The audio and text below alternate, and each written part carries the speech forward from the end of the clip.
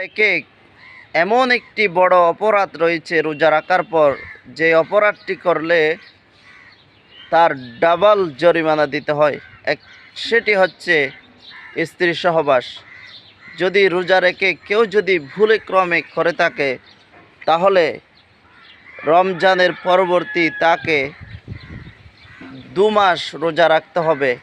এটি হচ্ছে তার জরিমানা বা শাস্তিস্বরূপ। আরেকটি হচ্ছে সেটি যদি না পারে, তাহলে তাকে টানা 60 দিন অথবা 60টি মিসকিনকে তাকে খাবার দিতে হবে।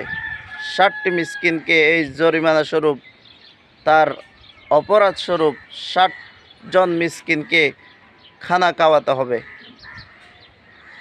আরেকটি সহজ সমাধান রয়েছে, দুটি যদি না পারে, সেটি যদি আপনাদের জানা না থাকে আপনারা কমেন্ট করে জানান, আমি ইনশাল্লাহ জানিয়ে দেব।